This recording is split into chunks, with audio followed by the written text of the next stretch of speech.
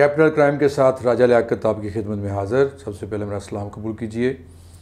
एहसन यूनुस साहब आईजी इस्लामाबाद हैं। अब तो ऐसे लगने लग गए जहाँ ये जाते हैं वहाँ पे पुलिस एनकाउंटर्स जो हैं वो लाजम व मलजूम हो जाते हैं। जब लाहौर में थे तो श्रीलंकन टीम पे हमला हुआ था और उसके बाद दहशत गर्दों और पुलिस के दरमियान मुकाबले हुए जिसमें बहुत सारे लोग ज़ख्मी हुए, कुछ शहीद हुए और पाकिस्तान के ऊपर क्रिकेट की पाबंदियाँ लग गई कई सालों तक। रावलपिंडी में आए SCPO तो यहाँ पे बहुत सारे पुलिस मुकाबले हुए जिसमें इमरान एक इंस्पेक्टर शहीद हुए, कुछ और लोग, लेकिन मारने वाले भी बचे नहीं और उनको किफ़्र किरदार तक पहुँचाया गया। इस्लामाबाद में आए तो यही तवक्को थी कि यहाँ भी माफ़ी का खाना तो बिल्कुल नहीं होगा उन क्रिमिनल्स के लिए जो मुआशरे के लिए, जो शहरियों के लिए, इस मुल्क के लिए वबाल बने हुए हैं। यहाँ भी अब ये एक रात को बड़ा अफसोसनाक वाक़या हुआ। थाना कराची कंपनी की हदूद में जहाँ पुलिस वाले अपनी मामूल की ड्यूटी पे थे, नाका चेकिंग पे थे, वहाँ पे 2 दहशतगर्द आए मोटरसाइकिल पे। जब उनको रोका गया तो उन्होंने फायरिंग शुरू कर दी जिससे एक हमारे हेड कांस्टेबल मुनव्वर शहीद हुए और 2 पुलिस मुलाजमीन जो हैं राशिद और अमीन वो बुरी तरह ज़ख्मी हो गए हैं, इंजर्ड हैं, हॉस्पिटल में।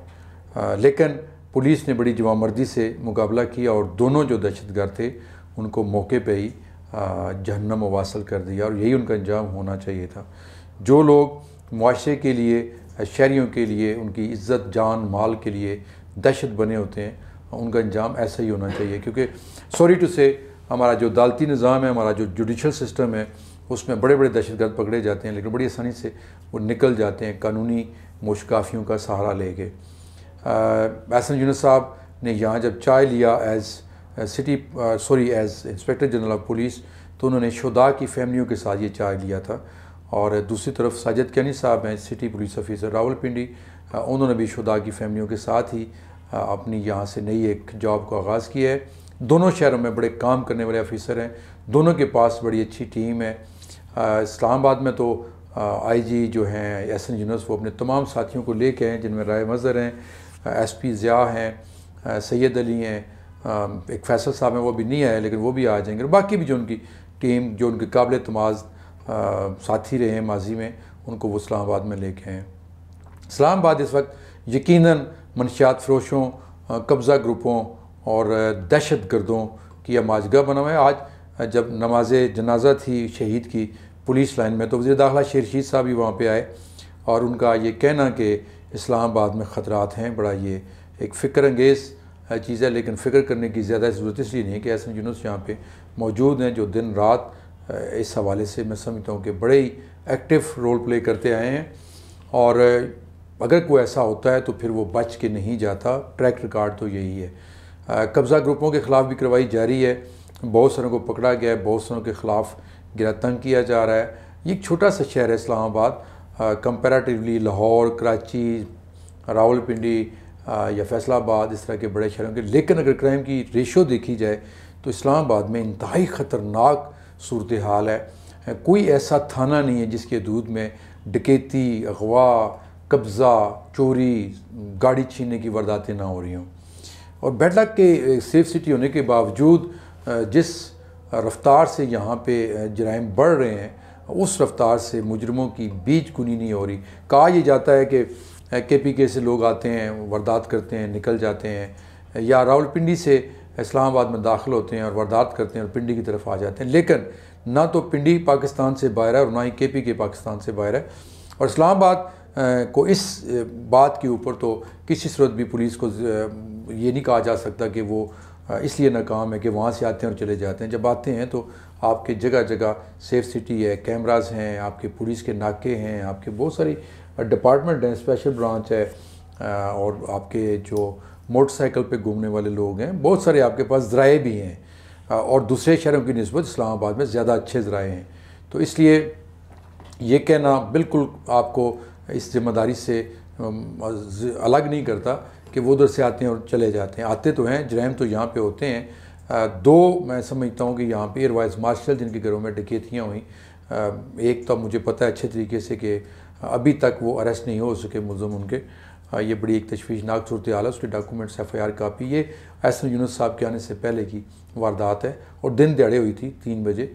वो भी तक मुलज़म नहीं पकड़े गए, ना ही रिकवरी हो सकी है।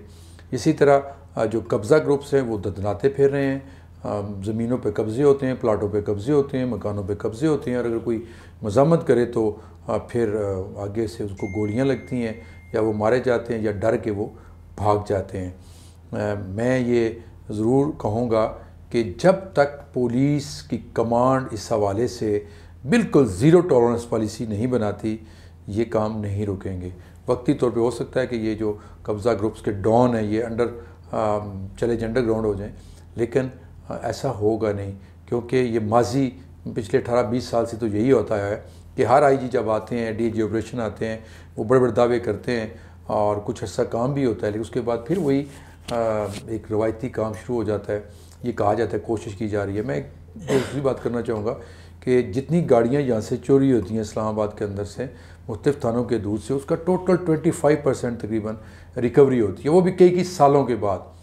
और ये मैं मान नहीं सकता कि पुलिस को ये ना पता हो कि रिसीवर कहाँ पे हैं। जो असल तो वो हैं जहाँ पे गाड़ियाँ रिसीव की जाती हैं, जहाँ पे इन गाड़ियों को खपाया जाता है, वो उनको पकड़ा जाए तो फिर सारी वो जो चोरी शुदा गाड़ियाँ वो बरामद हो सकती हैं, या कम से कम पता चल सकता है कि इनको चोरी करने वाले कौन थे, उन्होंने किसको गाड़ियाँ हैंड ओवर की थी और वो गाड़ियाँ फिर कहाँ चली गई, खोल के बेच दी गई या कश्मीर में चल रही हैं, वो फाटा में चल रही हैं, या ऐसे इलाका में जहाँ पे नॉन कस्टम गाड़ियाँ चलती रहती हैं। क्योंकि एक बंदा जिसके पास एक गाड़ी सारी ज़िंदगी की जमा पूंजी के बाद वो गाड़ी आती है, उससे छीन के ले जाई जाती है या चोरी हो जाती है और वो वापस ना आए तो वो उसके दिल पे क्या गुजरती है ये वही जानता है जो जिसकी गाड़ी चोरी होती है। तो पुलिस को इस हवाले से मैं कहूँगा कि बहुत ही अहम रोल अदा करना होगा।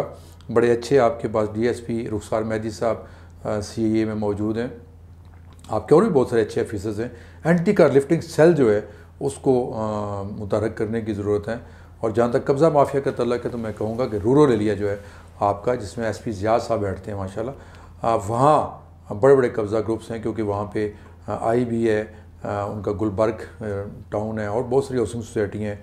अल्लाह रखा नासर का बहुत नाम लिया जाता है। मुझे अच्छी तरीके से याद है कि जब डीआईजी वकारुद्दीन सैयद साहब ने पहली प्रेस कॉन्फ्रेंस की थी वहाँ पे एसएसबी, चंद महीनों के बाद वो प्रमोट हो गए थे कुराल में, तो अगर 100 एप्लीकेशन आई थी तो 100 में से जो 90 एप्लीकेशन थी वो अल्लाह रखा नासर के ख़िलाफ़ थी कि वो कब्ज़े करवाता है, कब्ज़े करता है। तो ऐसे लोगों को पकड़ेंगे। मुझे ज़ियाद साहब ने भी कहा था कि आप पॉइंट आउट करें, उनको पता है, फिर भी मैं पॉइंट आउट कर लिया, मैंने नाम ले लिया। हाथ डालें, बहुत सारे राज इफ्शा होंगे, बहुत सारी चीज़ें सामने आएंगी, लेकिन शायद ऐसा होगा नहीं, क्योंकि एक इदारा है बड़ा उसके पीछे। लेकिन इदारे होने का मतलब ये नहीं है कि उनके ऊपर कोई कानून लागू नहीं होता। हिम्मत की ज़रूरत है, जुर्रत की ज़रूरत है। छोटे छोटे कारिंदों को पकड़ के अंदर कर देना और ये कह देना कि बहुत सारे कब्ज़ा ग्रुप पकड़े गए हैं, ये बिल्कुल काफ़ी नहीं है। जब तक असल जो जड़ है, जो बड़े लोग हैं जो बैठ के ये सारा कुछ कर रहे हैं, उनको नहीं करेंगे तो ये मसला हल नहीं होगा। इजाज़त दीजिएगा, अपनी दुआओं में याद कीजिए, रखिएगा और शहीद के लिए दुआएं मग़फ़िरत कीजिएगा, और जो ज़ख्मी हैं अल्लाह ताला उनको जल्द अज सेहत दे। अल्लाह हाफ़िज़।